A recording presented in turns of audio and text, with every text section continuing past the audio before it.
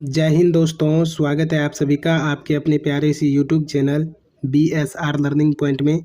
दोस्तों, आज की इस वीडियो में हम बात करने वाले हैं ज्योग्राफी का जो ख खंड है दोस्तों, आपदा प्रबंधन। तो आपदा प्रबंधन के जितने भी चैप्टर्स हैं दोस्तों, ऑल चैप्टर से हमने 33 प्रश्न को सिलेक्ट किया है दोस्तों, जो बोर्ड एग्जाम के व्यू से है और मोस्ट इम्पोर्टेंट ऑब्जेक्टिव क्वेश्चंस है दोस्तों।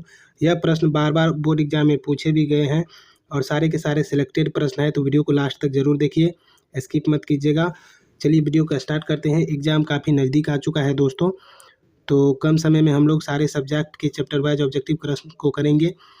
यदि आप चैनल को अभी तक सब्सक्राइब नहीं किए हैं तो सब्सक्राइब करके बेल आइकन ऑन कर लीजिए, ताकि हमारे वीडियो के नोटिफिकेशन आपको सबसे पहले मिल सके। पहला प्रश्न कहता है, सुनामी का प्रमुख कारण क्या है?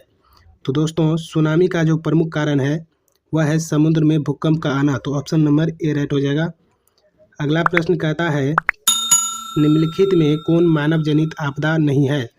यानी कि आपको चुनना है दोस्तों, प्राकृतिक आपदा कौन है, ठीक है। तो यहाँ पर देखिए, आतंकवाद ये मानव जनित आपदा है, रेल दुर्घटना भी यह मानव जनित आपदा है, और ये सांप्रदायिक दंगा भी मानव जनित आपदा है। तो सुनामी जो है ये मानव जनित आपदा नहीं है। ऑप्शन नंबर सी राइट हो जाएगा। अगला प्रश्न कहता है, निम्नलिखित में से कौन सी प्राकृतिक आपदा नहीं है? तो दोस्तों, आपको चुनना है कि कौन जो है मानव जनित आपदा है, ठीक है, क्योंकि यहाँ पर पूछ रहा है आपसे प्राकृतिक आपदा कौन नहीं है, तो आपको चुनना है मानव जनित आपदा कौन है। तो देखिए, सुनामी प्राकृतिक आपदा है, बाढ़ भी प्राकृतिक है, भूकंप भी प्राकृतिक है, और आतंकवाद जो है यह मानव जनित है। तो ऑप्शन नंबर डी राइट हो जाएगा।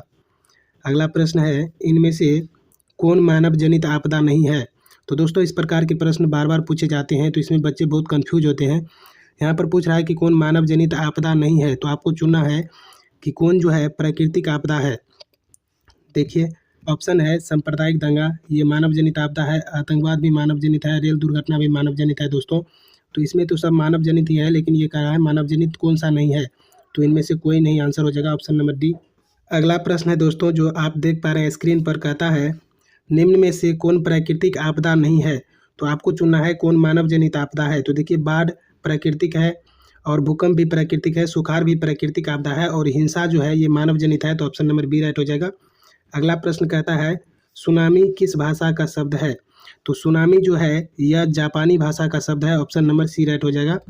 अगला प्रश्न है दोस्तों, जो कि आप देख पा रहे हैं स्क्रीन पर, कहता है, बिहार में सर्वप्रथम भूकंप कब आया था? तो बिहार में सर्वप्रथम भयानक भूकंप जो है 1934 ईस्वी में आया था। तो ऑप्शन नंबर ए राइट हो जाएगा। नेक्स्ट क्वेश्चन कहता है, भूकंप किस प्रकार की आपदा है? भूकंप जो है यह किस प्रकार की आपदा है? तो भूकंप जो है यह प्राकृतिक आपदा है। ऑप्शन नंबर सी सही हो जाएगा। अगला प्रश्न कहता है, भूकंप का मापन किसके द्वारा होता है? भूकंप को जो मापते हैं दोस्तों, वह किस यंत्र से नापते हैं? तो उसे सिस्मोग्राफी कहते हैं, ठीक है। ऑप्शन नंबर ए राइट हो जाएगा। अगला प्रश्न कहता है, सुखाड़ या सूखा किस प्रकार की आपदा है? तो सुखाड़ जो है यह एक प्राकृतिक आपदा है, जो जल की कमी से होता है। ऑप्शन नंबर ए राइट हो जाएगा। नेक्स्ट क्वेश्चन है, निम्नलिखित में से किस नदी को बिहार का शौक नदी कहा जाता है? तो बिहार का शौक नदी कहा जाता है कोसी नदी को। तो ऑप्शन नंबर सी राइट हो जाएगा। अगला प्रश्न, जो कि आप देख पा रहे हैं स्क्रीन पर, कहता है, नदियों में बाढ़ आने का प्रमुख कारण क्या है? तो नदियों में बाढ़ आने का प्रमुख कारण है जल की अधिकता, यानी कि कम समय में लगातार वर्षा होती है और बहुत ज़्यादा जल की अधिकता होती है, तो नदियों में बाढ़ आ जाती है। अगला प्रश्न है, बाढ़ क्या है? कहता है, बाढ़ क्या है? तो बाढ़ जो है यह एक प्राकृतिक आपदा है। तो ऑप्शन नंबर ए राइट हो जाएगा। बहुत छोटे छोटे और बहुत महत्वपूर्ण क्वेश्चन सब है, जो बोर्ड एग्जाम के लिए काफ़ी सिलेक्टेड प्रश्न है, तो ज़्यादा कठिन भी नहीं है दोस्तों। आप एक बार यदि वीडियो को देख लेते हैं तो उम्मीद है कि आप नहीं भूलेंगे। देखिए, कहता है, बाढ़ से सबसे अधिक हानि होती है। तो बाढ़ से हानि होती है फसल की भी, पशुओं की भी, और भवनों का भी हानि होती है, यानी कि उपयुक्त सभी की हानि होती है। ऑप्शन डी राइट हो जाएगा। अगला प्रश्न है, बिहार का कौन सा क्षेत्र बाढ़ग्रस्त है? तो बिहार का जो है उत्तरी बिहार जो है यह सबसे ज़्यादा बाढ़ग्रस्त है। तो ऑप्शन नंबर डी राइट हो जाएगा। अगला प्रश्न कहता है, सूखे से बचाव का एक मुख्य तरीका क्या है? तो सूखे से यानी कि सुखाड़ से बचाव का जो मुख्य तरीका है वह है वर्षा जल का संग्रहण करना। ऑप्शन नंबर ए राइट हो जाएगा। अगला प्रश्न कहता है, सुनामी किस स्थान पर आता है? तो सुनामी जो है ये समुद्र में आता है। ऑप्शन नंबर बी राइट हो जाएगा। और अगला प्रश्न कहता है, महासागर के तली में, यानी कि महासागर के तली में होने वाले कंपन को किस नाम से जाना जाता है? तो महासागर के तली में होने वाले कंपन को सुनामी के नाम से जाना जाता है। ऑप्शन नंबर सी राइट हो जाएगा। और नेक्स्ट क्वेश्चन है भूकंप। दोस्तों आप अब यहाँ पर देख पा रहे हैं कि भूकंप से पृथ्वी की सतह पर पहुँचने वाली सबसे पहली तरंग का क्या नाम है? तो भूकंप से जो पृथ्वी पर सबसे पहली तरंग पहुँचती है उसको पी तरंग कहते हैं। ऑप्शन नंबर ए राइट हो जाएगा। अगला प्रश्न कहता है भारत में अत्यंत विनाशकारी भूकंप कब आया था? तो भारत में अत्यंत विनाशकारी भूकंप आया था 1934 ईस्वी में। ऑप्शन ए राइट हो जाएगा। अगला प्रश्न है निम्नलिखित में कौन भूकंप का सर्वाधिक संवेदनशील नगर है?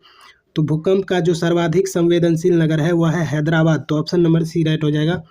अगला प्रश्न कहता है 26 दिसंबर कहता है दोस्तों 26 दिसंबर 2004 को विश्व के किस हिस्से में भयंकर सुनामी आया था? तो 26 दिसंबर 2004 को जो है बंगाल की खाड़ी में भयंकर सुनामी आया था। ऑप्शन नंबर डी राइट हो जाएगा। अगला प्रश्न कहता है सबसे खतरनाक तरंग कौन सा है? तो सबसे खतरनाक तरंग है पी तरंग और इसका जो वेग है 8 किलोमीटर प्रति सेकेंड है। तो ये सबसे खतरनाक तरंग माना जाता है। ऑप्शन नंबर ए राइट हो जाएगा। अगला प्रश्न है बाढ़ के समय निम्नलिखित में से किस स्थान पर जाना चाहिए? तो बाढ़ के समय ऊंची भूमि वाले स्थान पर जाना चाहिए। ऑप्शन नंबर बी राइट हो जाएगा। और नेक्स्ट क्वेश्चन कहता है यहाँ पर मलबे के नीचे दबे हुए लोगों के पता लगाने के लिए किस यंत्र की मदद ली जाती है? तो मलबे के नीचे दबे हुए लोगों का पता लगाने के लिए इंफ्रारेड कैमरा की जो है सो मदद ली जाती है। तो ऑप्शन नंबर बी राइट हो जाएगा। अगला प्रश्न कहता है आग से जलने की स्थिति में जले हुए स्थान पर क्या प्राथमिक उपचार करना चाहिए? तो आग से जले हुए स्थान पर प्राथमिक उपचार जो है करना चाहिए। पहले तो उसे आग से दूर ले जाना चाहिए और हल्का हल्का ठंडा पानी डाल करके उसके बदन को जो है सो हल्का ठंडा करना चाहिए। ऑप्शन नंबर ए राइट हो जाएगा। नेक्स्ट क्वेश्चन कहता है बस्ती या मकान में आग लगने की स्थिति में क्या करना चाहिए? तो बस्ती या मकान में जब आग लग जाती है तो उस स्थिति में अग्निशामक यंत्र को बुलाना चाहिए। ऑप्शन नंबर सी राइट हो जाएगा। नेक्स्ट क्वेश्चन कहता है संसार का सबसे लोकप्रिय साधन क्या है? तो संसार का सबसे लोकप्रिय साधन है mobile. Option number B right हो जाएगा। अगला प्रश्न कहता है वर्तमान में सबसे अधिक उपयोग देने वाला साधन कौन सा है? तो वर्तमान में सबसे अधिक उपयोग देने वाला साधन है मोबाइल। तो ऑप्शन नंबर सी राइट हो जाएगा। अगला प्रश्न कहता है भूस्खलन है। तो भूस्खलन जो है यह एक प्राकृतिक आपदा है। तो ऑप्शन नंबर ए राइट हो जाएगा। अगला प्रश्न कहता है निम्नलिखित में से कौन प्राकृतिक आपदा है? तो प्राकृतिक आपदा जो है यहाँ पर भूकंप है। ठीक है, ऑप्शन नंबर सी राइट हो जाएगा। नेक्स्ट क्वेश्चन कहता है कृषि सुखाड़ होता है। तो कृषि का जो सुखाड़ होता है वह जल के अभाव में होता है। ऑप्शन नंबर ए राइट हो जाएगा। अगला प्रश्न कहता है जो कि आप देख पा रहे हैं स्क्रीन पर, कहता है बाढ़ से सबसे अधिक हानि होती है। तो बाढ़ से सबसे अधिक हानि होती है फसल को भी, पशु को भी, भवन को भी, यानी कि इनमें से सभी को। ठीक है, उपयुक्त सभी। ऑप्शन नंबर डी राइट हो जाएगा। तो दोस्तों ये थे प्राकृतिक आपदा यानी कि आपदा प्रबंधन चैप्टर के सभी चैप्टर से 33 महत्वपूर्ण प्रश्न जो बोर्ड एग्जाम के लिए काफ़ी इंपॉर्टेंट प्रश्न है। तो यदि आपको वीडियो अच्छा लगा तो वीडियो को लाइक कीजिए, अपने दोस्तों के साथ शेयर कीजिए और कमेंट करके बताइए कि आप कितना सही कर पाए। मिलेंगे नेक्स्ट वीडियो में, तब तक के लिए thank you so much for watching this video. जय हिंद।